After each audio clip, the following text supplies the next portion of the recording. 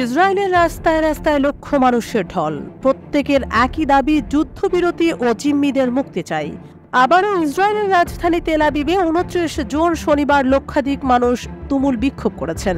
একই সঙ্গে নেতানিয়াহুর পতন এবং দেশটির আগাম নির্বাচন দেওয়ার দাবি জানিয়েছেন বিক্ষোভকারীরা। জানা গেছে, শনিবার রাজধানী তেল আবিবে প্রায় 1,30,000 বিক্ষোভকারী জমায়েত হয়েছেন। আল জাজিরার এক প্রতিবেদনে বলা হয়, শনিবার ইসরায়েলের তেল আবিবে বিক্ষোভের সময় দেশটির জিম্মিদের জীবন রক্ষা, জীবিত বা মৃত যে কোনো অবস্থায় হোক তাদের উদ্ধার করে আনা এবং এ নিয়ে হামাসের সঙ্গে অবিলম্বে চুক্তি সইয়ের জোর দাবি জানিয়েছে বিক্ষোভকারীরা। সেদিন দেশটির প্রতিরক্ষা মন্ত্রণালয়ের সামনে একটি সংবাদ সম্মেলন অনুষ্ঠিত হয়। গাজায় হামাসের হেফাজতে থাকা জিম্মিদের পরিবারের সদস্যদের সেখানে বিক্ষোভকারীদের উদ্দেশ্যে বক্তব্য দিতে দেখা যায়। এ সময় এক জিম্মির স্বজন বলেন, বন্দি বিনিময় চুক্তির অংশ হিসেবে যুদ্ধ বন্ধ না করতে প্রধানমন্ত্রী বেনিয়ামিন নেতানিয়াহুর জেদ আমাদের এবং আমাদের প্রিয়জনের মাঝখানে বাঁধা হয়ে দাঁড়িয়েছে। নেতানিয়াহুর একগুঁয়ে স্বভাবই তাদের করুণ অবস্থার জন্য দায়ী। আরও এক বিক্ষোভকারী বলেন, প্রতিবার শেষ মুহূর্তে সব সমঝোতা নস্যাৎ করে দেন নেতানিয়াহু।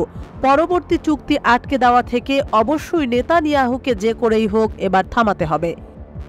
এদিকে গাজায় যুদ্ধবিরতি নিয়ে দখলদার ইসরায়েলের সঙ্গে আলোচনায় কোনো ধরনের অগ্রগতি হয়নি বলে জানিয়েছে মুক্তিকামী সংগঠন হামাস। লেবাননে অবস্থানরত হামাস নেতা ওসামা হামদান শনিবার সাংবাদিকদের একথা জানিয়েছেন। গাজায় 9 মাস ধরে চলা যুদ্ধ বন্ধে যে কোনো প্রস্তাব নিয়ে হামাস আলোচনায় প্রস্তুত বলে জানান স্বাধীনতাকামী সংগঠনটির নেতা হামদান। তিনি বলেন, স্থায়ী যুদ্ধবিরতি, গাজা উপত্যকা থেকে সম্পূর্ণ সেনা প্রত্যাহার এবং অর্থবহ বন্দি বিনিময় সমঝোতা নিশ্চিত করবে এমন যে কোনো ধরনের প্রস্তাব ইতিবাচকভাবে নিতে এবং তাতে সায় দিতে এখন প্রস্তুত রয়েছে হামাস। যুক্তরাষ্ট্রসহ আরব মধ্যস্থতাকারী দেশগুলো এখনো পর্যন্ত যুদ্ধবিরতি নিয়ে দুই পক্ষকে রাজি করাতে ব্যর্থ হয়েছে। এই অচলাবস্থার জন্য ইসরায়েল ও হামাস পরস্পরকে দায়ী করেই যাচ্ছে। হামাস বলছে, যে কোনো ধরনের চুক্তিতে অবশ্যই যুদ্ধ বন্ধ এবং ইসরায়েলি সেনাদের পুরোপুরি প্রত্যাহারের বিষয়টি থাকতে হবে। আর অন্যদিকে হামাসকে নির্মূল না করা পর্যন্ত শুধু সাময়িক অস্ত্রবিরতি মেনে নেওয়ার কথা বলছে ইসরায়েল।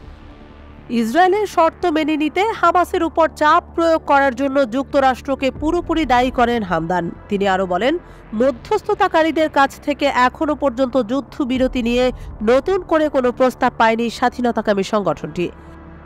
এক বিবৃতিতে হামাস জানিয়েছে, যুদ্ধবিরতির বিষয়ে আলোচনা করতে মিশরের গোয়েন্দা প্রধানের সঙ্গে ফোনে কথা বলেছেন হামাসের রাজনৈতিক শাখার প্রধান ইসমাইল হানিয়ে, কিন্তু এই প্রসঙ্গে তেমন কোনো উল্লেখযোগ্য অগ্রগতি এখনো পরিলক্ষিত হয়নি।